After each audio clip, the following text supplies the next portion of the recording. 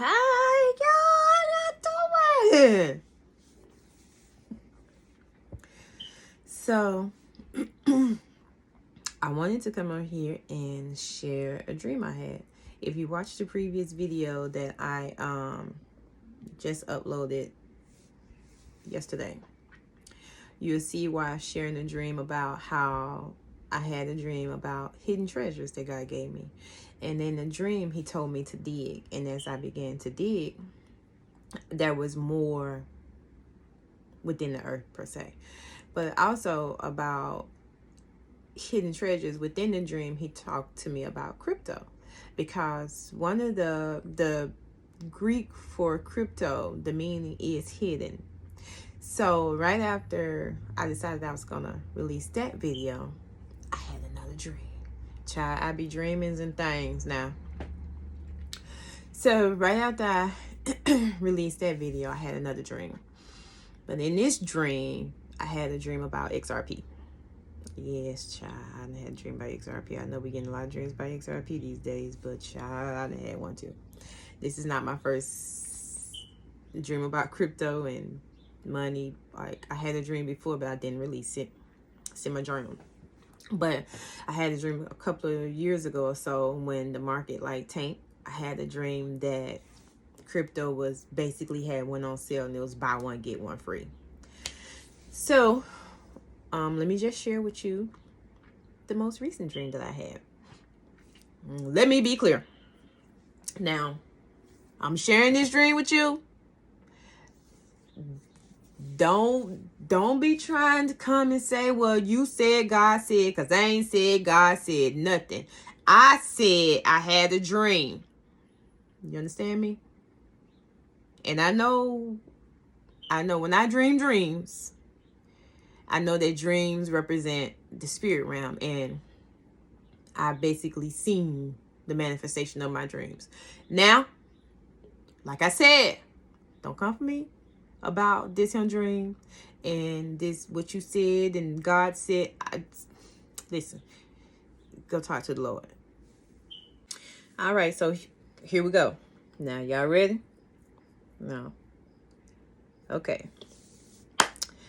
So I journaled everything. So this was Friday, August the 4th, 4:55 a.m. I think I had woke up at like 4:20 something or something like that. But before I give y'all this, please know that this is something I learned from following Tiffany Montgomery and listening to Kevin Ewing, because I found out about Kevin Ewing as a result of following some of Tiffany Montgomery when she was doing like the fast and she had brought him on or whatever. But I realized that dreams represent the spirit realm. We not just sleep, and you didn't just dream a dream. Your dreams are usually God. Your dreams are the Lord speaking to you. That's just that. And you also have to be very, very careful, even as far as it relates to like the familiar spirits and all this stuff as they enter dreams. Stay with me now. Don't shut off the video. Just stay with me for a moment, okay? I'm gonna help you in just a second. I'm not gonna tell you a dream without giving you something, teaching you something real quick, so you can know that God speaks to us in dreams. And we don't just dreams. They don't just happen. Your dreams come from the spirit realm. There is a communication in the night season when God is talking to us. I remember listening to Kevin Ewing, and he said this. The young man I can't remember exactly how he said it, but in the dream, he said the young man had dreamed a dream about being at his funeral. And I think he had dreamed it like once or twice or so. And before you know it, the young man was now ended up being deceased, because later I think he said that somebody said that he had dreams about his funeral, and then now all of a sudden he's deceased. You know why? He said because they didn't cancel that death that came with that dream, because when it enters into your spirit in the night season, You either receive it or you denounce it. And that's how I took that. And it made so much sense to me. So I was like, because you're not just, oh, I just dreamed this. No, you didn't just dream that. So you can either embrace it or not. So with this dream, I embrace my own dream. I don't care if you do or don't, but I advise you to. But moving right along. So here goes. Had a dream about XRP. I had a dream. I ain't gonna say it. And in the dream, I remember standing in the bank, and it was like we was in this bank, and I remember this young lady sitting off to the side at like her desk, and I kind of like looked at her and kind of laughed.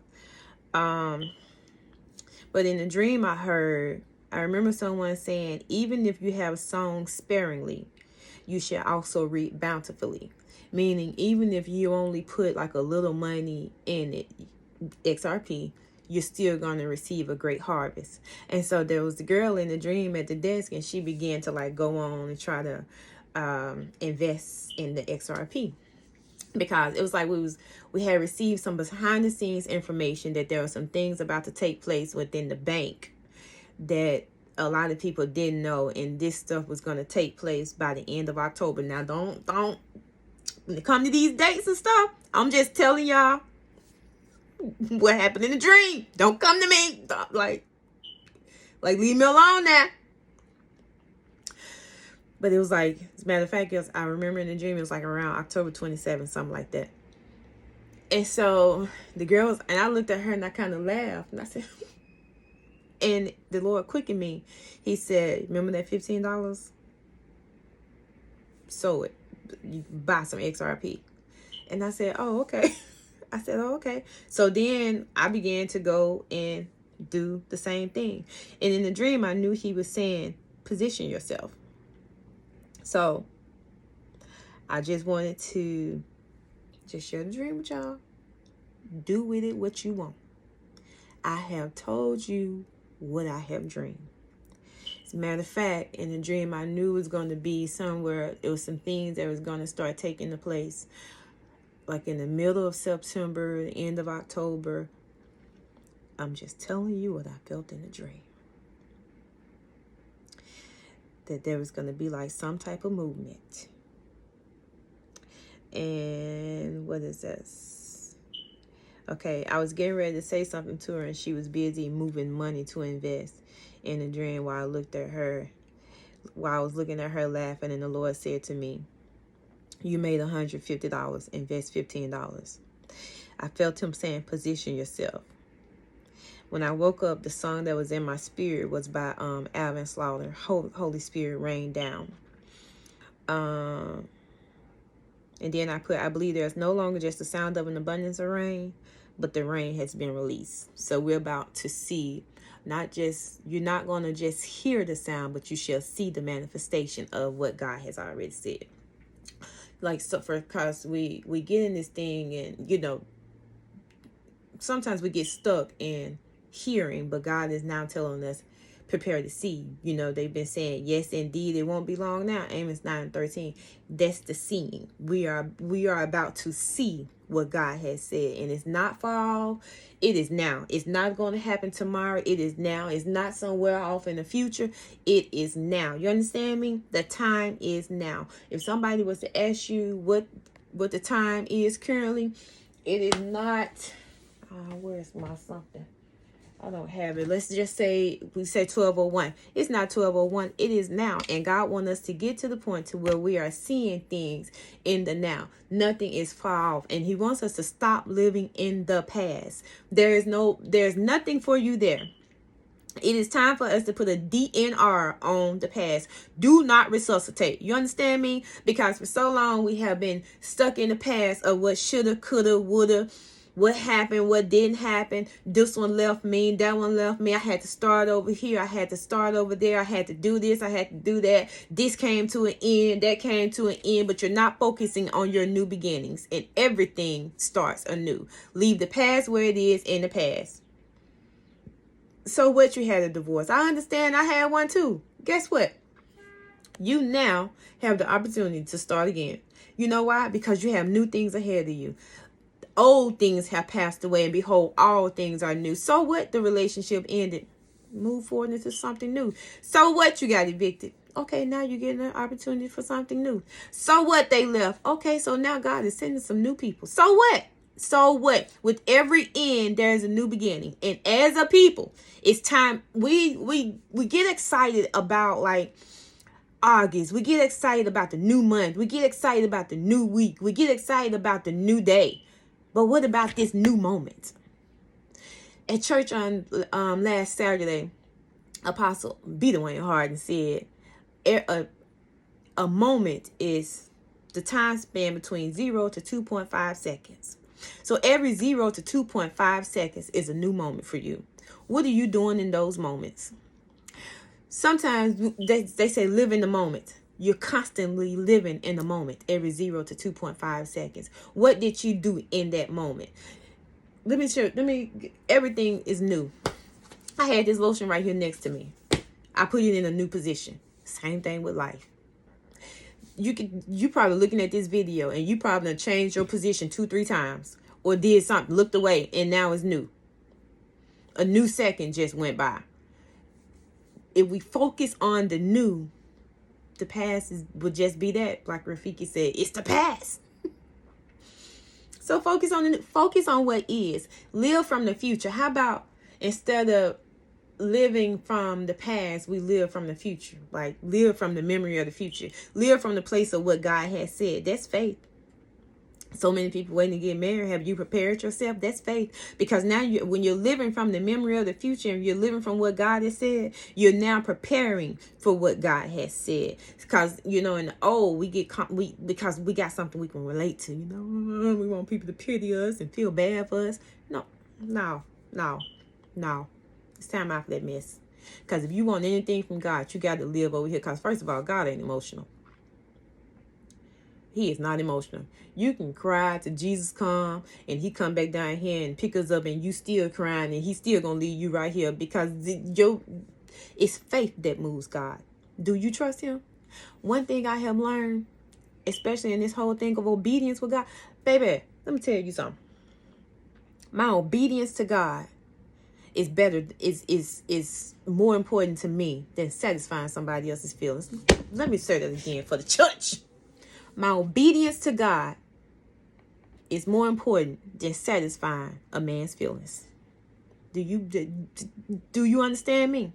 My obedience to God is more important now to me than satisfying a man's feelings. Let me tell you how I got like this. I got like this because I was in a valley of decision and I was like halting between two opinions. I was halting between what everybody else wanted me to do, and it's not limited to just one person, but I was halting between what everybody else wanted me to do and what God wanted me to do. Then I realized something. I said, why are they even right here where you got to make a decision between them and God? Child, I dropped that thing so fast and said, no, this is it right here. Because then how can I make them equal with him trying to say that they got to be with me to make a decision? I'm going to put them together with God. Talk about something. It's either them. God, it's either you or them. Huh? The nerve. Child, I had to get it together. You understand me? Because what I'm not going to do is allow anybody to be an idol. Because that's what I would have been doing. Choosing what they wanted me to do opposed to what God has told me to do. What kind of nut? That don't even sound right. So I would rather obey God than do what people want me to do. Because you're going to be labeled a rebel anyway. Well, I might as well be a rebel. You know what else he told me? You're an outlier too. I'll be there too, God. It don't matter. Because what he thinks about me and what he says about me is more important than what anybody else say about me. And when when he says it, that's it. Child, they said do it scared, do it afraid, do all of that. But he said, be of good courage. Then he gave me a scripture in Isaiah 42:6, where he said, I will hold your hand because I have called you to righteous. I have called you to be righteous. So any other way is unrighteous for me. But anyway, y'all, that was the dream I had or whatever. Y'all listen, y'all better obey God out here in these streets because these all right. Love y'all. Peace and blessings, Doc.